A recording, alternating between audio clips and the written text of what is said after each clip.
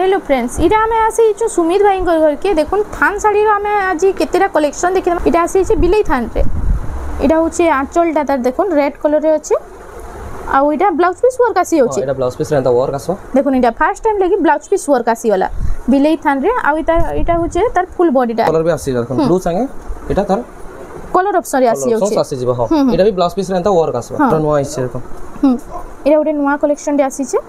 इटा गोटे केनता काम हिजे देखुन बहुत सुंदर लागबा। इटा पिनला इटा होचे तार आंचलटा इटा फुल डिजाइन होचे आ इटा होचे तार फुल बॉडीटा देखुन केते सुंदर कलेक्शन दी देखुन। इटा होचे टेराकोटा डिजाइन रे इटा हाथी डिजाइन टेराकोटा डिजाइन नुवा नुवा डिजाइन रे थान को साड़ी माने आसी छे।